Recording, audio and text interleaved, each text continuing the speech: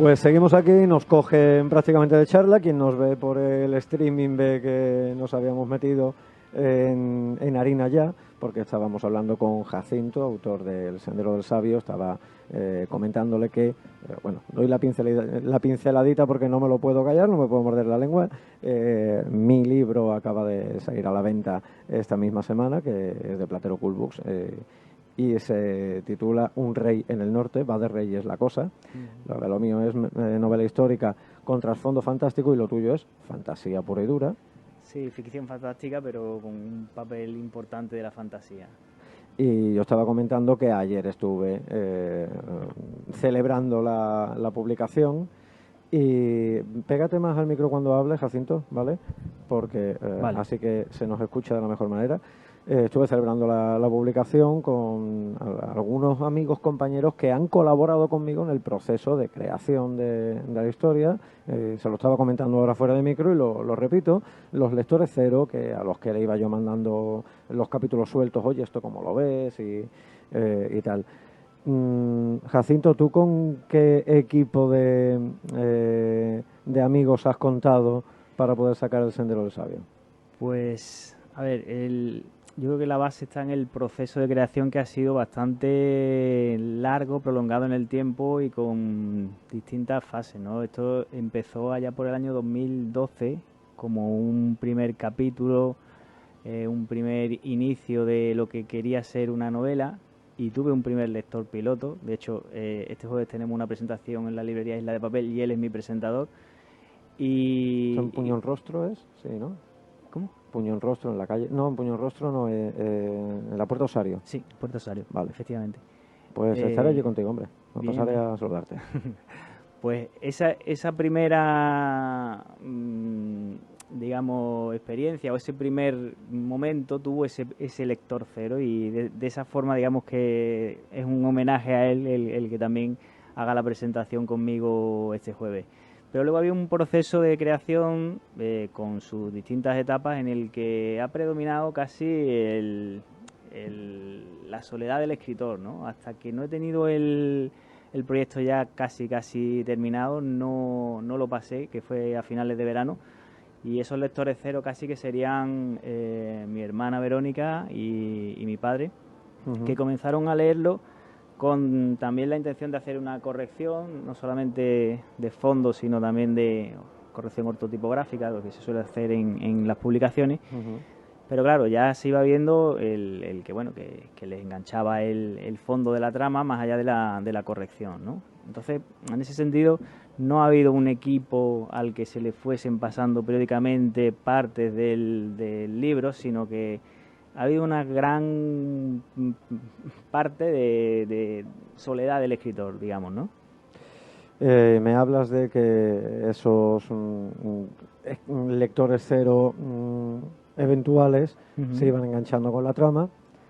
Pues cuéntanos a los oyentes, que no son cero precisamente, cuál es la trama de El Sendero del Sabio. ¿El Sendero del Sabio es el título de la saga y La Seña del Rey el de la primera parte, o al revés? Efectivamente, no, El Sendero Vale. del Sabio es el título de la saga, y La Seña del Rey es la primera parte, el primer volumen.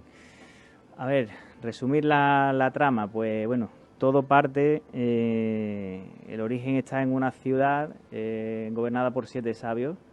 Esos sabios en la práctica son magos, ¿no? Y uno de los protagonistas, entre comillas, o de los personajes principales, quiere formar parte de alguno de los estamentos de esa ciudad gobernada por 7 sabios, para la que hay organizada una prueba de iniciación, ¿vale? Pero esas pruebas de iniciación no llegan a realizarse porque surge un incidente que hace que todo cambie. Entonces, lo que podría ser, hablando un poco de los esquemas de la literatura de fantasía, ¿no? Lo que era el esquema clásico del héroe que va pasando por distintas etapas, que va evolucionando, que se va enfrentando a distintos retos, que se va formando. Pues lo que inicialmente parece una clásica estructura Del viaje iniciático. efectivamente, va cambiando conforme se va complicando la trama. Van apareciendo otros personajes, e incluso hay uno de los personajes que acaba casi eclipsando a los demás, que en este caso es la emperatriz Calepsia, que está en el bando del mal, digamos, ¿no? Dentro de lo que sería el mundo. A mí me encantan las historias en las que los villanos tienen protagonismo. Pues en este caso casi que le acaba quitando el protagonismo a los supuestos héroes y adquiere un papel principal dentro del primer volumen de la saga. Tuve un invitado hace algunos programas que es Javier Muñoz, Javier Muñiz, se me va la letra, que él, en su historia, él me dijo una frase que es muy buena, que es que sin villano no hay historia. Entonces, yo te pregunté antes si te consideras más escritor, arquitecto o jardinero. Me dijiste que eres más jardinero, es decir, que tú dejas que vaya fluyendo todo el mundo, el entorno dentro de cuando vas desarrollando la trama. ¿Calepsia te sorprendió a ti mismo cuando apareció? A ver, yo sabía...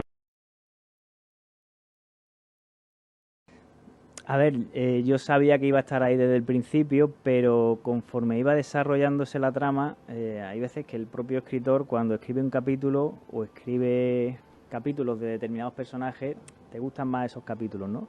Y yo mismo veía que cuando escribía los capítulos relacionados con Calepsia o con la creación de una de las razas fantásticas que se crea en el libro, que es la raza Ophida, pues como que aquello tenía más, ¿no? más tirón que quizá incluso los capítulos de los héroes en los que tenía que desarrollar una trama que ya sabía cómo iba a ir, ¿no? Pero la creación casi que fluía más en los capítulos de ese mal, entre comillas, ¿no? Claro, quizá porque esa parte del héroe es un poco, entre comillas, lo de siempre, porque bueno, pues ya sabemos que tiene que ser el bueno, y por eso digo que a lo mejor bucear en la personalidad de los malos y en las motivaciones y las finalidades de los malos es más interesante como ejercicio narrativo y de investigación, ¿no? Sí, sí, a ver, en este caso incluso no se dice al 100%, se irá desvelando a lo largo de la saga, pero hay un origen en el que a priori hay un acto o una situación traumática que afecta a ese personaje que a posteriori es malo, a Calepsia, la emperatriz Calepsia, pero que en su origen no tenía por qué ser malo, ¿no? Entonces, casi que en muchas ocasiones se da la circunstancia de que nos atrae escribir casi más la precuela que la continuación, ¿no? Porque el pasado o la historia sobre la que está creando el primer volumen tiene una parte histórica muy, digamos, importante en lo que es todo el desarrollo de la trama, ¿no? Muchas elipsis dentro de... Sí, sí, pero sé que tengo que continuar con... Claro, cuando creas un mundo fantástico de entrada tienes que prácticamente contar la cosmogonía, lógicamente. Entonces ahí hay que jugar mucho con las elípticas. Efectivamente, tiene que haber una base histórica sobre la que se sustenta la primera trama, pero en muchas ocasiones esa base histórica tiene una importancia tal que te dan ganas de ponerte a escribirla incluso antes que el propio segundo volumen, ¿no? Pero bueno, hay que seguir con el segundo volumen, que de momento todos los lectores que han terminado el primero me lo han dicho. Tienes que ponerte ya. Como decíamos, al final te pones ahí y acabas sacando un Silmarillion tuyo. Está claro, la influencia de Tolkien se trasluce también en las páginas. Sí, bueno, yo creo que lo comentábamos antes, yo creo que Tolkien en general a cualquier escritor o lector o aficionado al mundo de la fantasía, pues es uno de los referentes, por no decir el referente. Es cierto que lo que históricamente ha sido o ha estado bastante más limitado a nivel de opciones. Yo el otro día hablaba con un compañero que compró el libro y me decía, yo con 15 años me bebía los libros de fantasía, pero eran Sota, Caballo y Rey. Hoy en día tienes un abanico de opciones dentro del mundo de la literatura de fantasía que entre comillas está de moda, aunque el origen es desde la epopeya, ¿no? Lo de por entonces que dice Sota, Caballo Rey era el subgénero este de espada y hechicería básico, que es más simplista, y sin embargo la fantasía actual ahora, la fantasía épica, de ahora es mucho más enrevesada, ¿no? En este programa somos muy de Tolkien, creo que algo habrás visto. Aquí tenía que estar a mi lado ahora Jesús Anrogir, que es uno de mis colaboradores, especialistas en literatura fantástica, es miembro de la Sociedad Tolkien. Lo que pasa es que tengo al muchacho ahora con el tema de las oposiciones y hoy no ha podido venir y le hubiese encantado. Vale. Y te quiero preguntar una cosa, porque dentro de los aficionados a la fantasía hay una cosa que es la primera vez que lo escuchamos, que es la raza ófida. Sí, a ver, yo dentro de lo... decía el otro día cuando contrastábamos que había escrito el libro que yo hubiese querido leer como lector, ¿no? Entonces, he intentado evitar tramas o redacciones excesivamente complejas, entonces la redacción es ágil, facilita la lectura.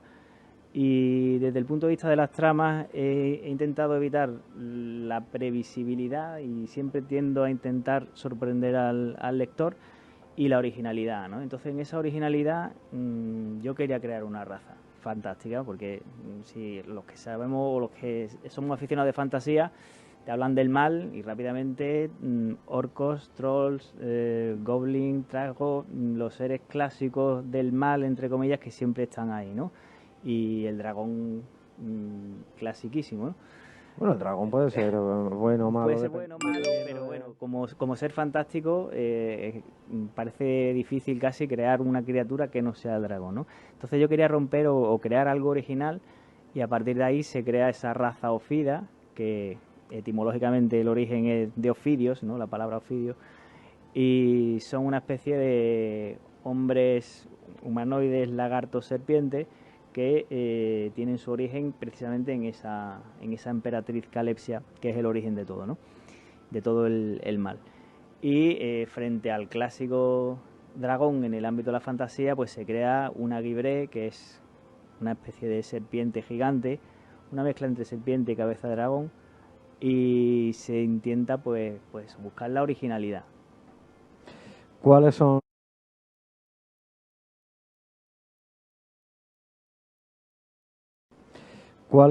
las inspiraciones, además de las evidentes de Tolkien y la fantasía clásica, para lo que es el desarrollo de las narrativas, etcétera, y del estilo de escritura?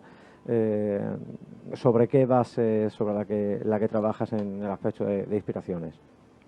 Bueno, a ver, desde el punto de vista formal yo creo que lo que te comentaba antes, ¿no? Que he buscado la agilidad en la lectura. En muchas ocasiones yo creo que ocurre que estás leyendo alguna novela y como que la redacción excesivamente compleja acaba generando el pasar páginas, el buscar la parte importante o el... Entonces yo quería buscar la agilidad, la rapidez en la lectura, el facilitarle al lector esa agilidad. Los capítulos no son excesivamente largos, aproximadamente unas 10-12 páginas. Sí, claro, por supuesto.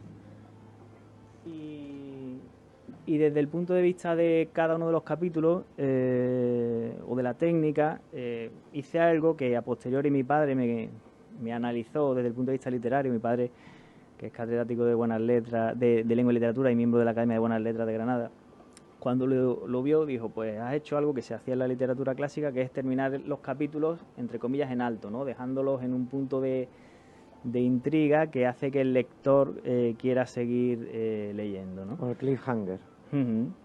Entonces, pues lo hice sin saber en realidad que eso era una técnica que se utilizaba a nivel literario. Y eso desde el punto de vista formal. Luego, desde el punto de vista de las tramas, pues ya digo que se ha buscado un poco la originalidad y... Originalidad como, por ejemplo, la de las ilustraciones que veo, sí, que son ilustraciones originales, y crear una estética para un libro nuevo, una saga nueva y un mundo cero, creado desde cero, tiene que tener también su historia, ¿no? Yo tenía claro que quería ilustraciones, no evidentemente un exceso de ilustraciones porque es una novela, pero sí quería, pues eso, lo que al final ha acabado teniendo, unas 10 ilustraciones. En este caso tengo que citar a Rafael Jiménez Cabrera, que es el ilustrador del libro, con el que tuve un verano creativo muy intenso, ¿no? intenso, porque claro, yo le iba trasladando lo que quería que plasmase en las ilustraciones sin que él todavía hubiese leído el libro, entonces en algunas ocasiones le tenía que hacer parte de spoiler, era complicado. Y bueno, yo creo que el resultado es excelente. Rafael se está dedicando o está realizando ilustraciones, digamos que está iniciando ese proceso. Ha hecho alguna que otra portada para algún disco y bueno, pues el proceso creativo ha sido muy... digamos que de las mejores anécdotas que hemos tenido en el proceso de creación han sido las relacionadas con ese proceso de ilustraciones. Además, me pongo en tu lugar porque yo tengo una compañera de editorial que ella hace libros infantiles y de ilustraciones precisamente, pero también sabe ilustrar de una manera un poco más madura, y ya hemos empezado a hablar de hacer una edición ilustrada de mi libro, y me enseñó un primer personaje, y a mí la verdad es que me emocionó ver al personaje que yo había creado e imaginado, verlo plasmado en una imagen. Sí, totalmente. Yo es que me siento identificado al 100% con lo que acaba de decir. De hecho, es que en algunas ocasiones las indicaciones pueden ser más detalladas porque, en fin, la escena es de una forma, le puedes dar más detalles, pero en otras ocasiones también entra la parte creativa del ilustrador, ¿no? Entonces ahí en concreto uno de los bocetos que realizó de uno de los personajes, el general Gálago, pues que fue un boceto que dice, este fue el que hice en 5 minutos, además lo hizo en el año 2015, una cosa así, y al final yo quería que ese boceto estuviese porque para mí ya el personaje era ese, la cara del personaje para mí era esa. Lo he visto, que es el que pones en el stand, pones una impresión grande de ese, que se ve que está bocetado en 5 minutos, pero es verdad que tiene fuerza esa imagen. Efectivamente. Está poniendo caras Marina, porque a Marina no la he saludado, porque hasta ahora siempre hemos estado con Mónica, que era nuestra técnico, pero hoy se estrena Marina, así que bienvenida al equipo. Y la veo bastante interesada. Eres lectora de fantasía, pero tiene cierto interés por lo que te veo en las reacciones, ¿no?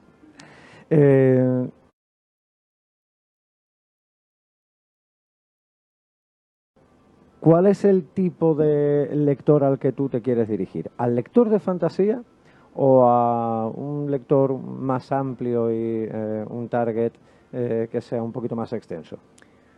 Pues mira, yo creo que la fantasía tiene un reto con el lector que no es de fantasía. Al lector al que le gusta leer fantasía, entre comillas, puede ser fácil llegar, ¿no? Eso lo has vendido ya. Eso lo tienes ya vendido. No es que esté vendido, pero sí a priori vas a tener la ventaja de que va a mostrar interés, si eres capaz de captar la atención, si eres capaz, evidentemente, de darle una promoción a la publicación, pero en general, hasta ahora mi experiencia con los lectores que no son lectores puros de fantasía, que han terminado leyéndolo, ha sido buena. Les ha acabado sorprendiendo, les ha terminado enganchando, ese querer seguir capítulo tras capítulo con la lectura ha hecho que las experiencias hayan sido buenas, ¿no? Entonces tampoco creo que haya que cerrarse y decir este libro está destinado a este tipo de lector o a este sector de edades incluso, ¿no? La literatura de fantasía tiene un público juvenil, digamos, claro a priori, ¿no? En el que suele haber más interés, pero sin cerrar y sin predeterminar qué tipo de lector sea, creo que puede leerlo cualquiera y cualquiera puede disfrutar del libro. Cualquiera puede leerlo, pero ¿cómo animarías tú a un lector para que quiera leerlo? ¿Qué crees tú que es lo más interesante, tú que como padre de la criatura eres la que mejor lo conoce, lo más interesante que puede descubrir un lector, bien sea de fantasía o bien sea lector en general? Lo que puede descubrir en el sendero del sabio para animarle a leerlo y a conocerlo. Yo creo que al lector de fantasía le puede gustar especialmente esa creación de esa nueva raza mágica y el personaje de la emperatriz Calesia. eso creo que es el mayor acierto de esta primera novela de la saga. Y respecto al lector que no sea tan clásico lector de fantasía, pues yo creo que en general esa lectura ágil, rápida y la originalidad de la trama que te sorprende con giros que no se esperan, incluso con cierta, digamos, autonomía capítulo a capítulo, dentro de que cada capítulo se inserta evidentemente dentro del todo que es la novela, pero son casi como episodios autoconclusivos en las series, las típicas series que cada temporada tiene una trama y luego dentro de cada capítulo hay... No llega a tanto, pero sí es verdad que he intentado evitar el típico capítulo de transición para que pase algo que tú necesitas que pase en tu trama, y dentro de que en algunas ocasiones es inevitable el que esa transición se produzca, pero que cada capítulo tenga su relevancia, su originalidad y su autonomía propia, entre comillas, a la hora de sacarle partido en la lectura, ¿no? O sea, antes hablábamos de las analepsis para contar esa cosmogonía, también veo que ahí hay elipsis, digamos, brutales, para que no nos entretengamos en... Hay una cosa que a mí me fastidia mucho, y no hace mucho, no voy a decir los títulos, evidentemente, porque no es plan, pero de las cositas que a mí me van mandando y que yo voy leyendo y que algunas veces tengo que hacer una crítica y esas cosas. Hace unas semanas me encontré con un libro que las transiciones entre escenas eran absolutamente insoportables, en el sentido de que rellenaba muchas páginas con información innecesaria. Totalmente, mira, lo hemos dicho hasta en estéreo. Innecesaria, de a mí no me importa que vaya del punto A al punto B y que duerma aquí y tal, salvo alguna vez, pero que sea así en todo, porque no sabe, digamos, cortar entre escenas. Eso mata en una narrativa. Tú, sin embargo, por lo que me estás diciendo y por el ojito que le he echado rápido, se nota que eso no lo hay. Hay un ritmo trepidante de... Claro. Pasamos de una cosa a la siguiente e incluso te quedas con la... ¿Y qué habrá pasado al final del todo, no? Claro, tiene que continuar. Pero sí, a ver, yo te lo decía insistiendo en esa frase de que he escrito el libro que me gustaría leer. Un lector ese tipo de cuestiones las ve y le provocan cierto rechazo, ¿no? El decir, mira, es que todo esto no te lo podías haber ahorrado, entre comillas, ¿no? Todo esto, tostón. Efectivamente, entonces eso he intentado evitarlo, y que cada capítulo, cada transición tenga su sustantividad propia.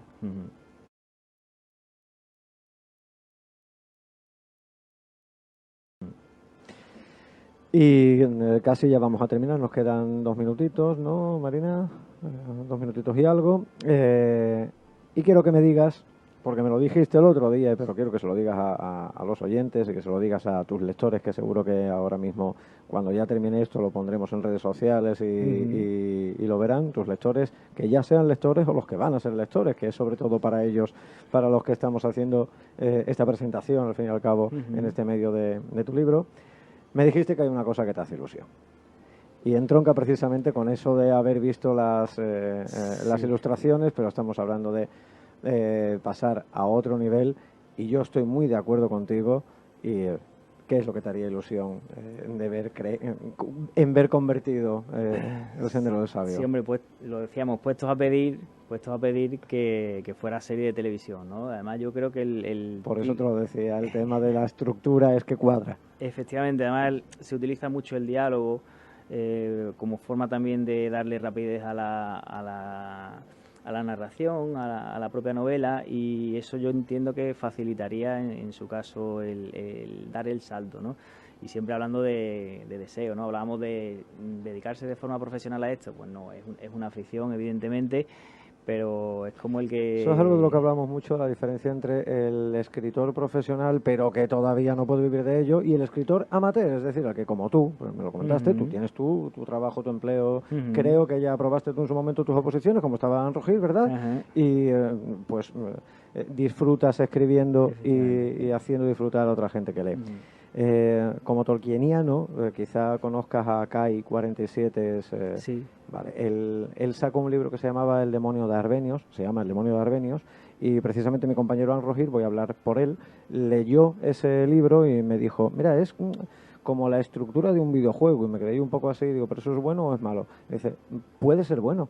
Puede ser bueno porque si lo lees como una aventura y como un entretenimiento sin buscar cuestiones ya trascendentales, pues te da exactamente lo que pide. Tú me dices que esa estructura está podría adaptarse muy bien a una serie de televisión, y yo, por lo que conozco del Sendero del Sabio, me gustaría que llegase. Así que, Jacinto, muchas gracias por visitarnos y muchísima suerte con la saga y con la finalización que todavía queda para que salgan los siguientes, ¿no? Y ese objetivo. Pues nada, muchas gracias a vosotros por darme la oportunidad de estar aquí y de haber disfrutado hablando de fantasía con gente que también es aficionada a la fantasía. No va a ser la última. Te digo, me voy a pasar por la presentación y vamos a hacer muchas más charlitas cuando también el compañero esté y con más cositas, ¿vale, Jacinto? Muy bien, perfecto. Así que esta es tu casa cuando quieras, te esperamos. Nada, muchas gracias. Y a los demás, pues exactamente lo mismo. Esta es vuestra casa. Cuando queráis, no. Os esperamos el lunes que viene a las 6 de la tarde. Muchas gracias, Marina, y buena semana.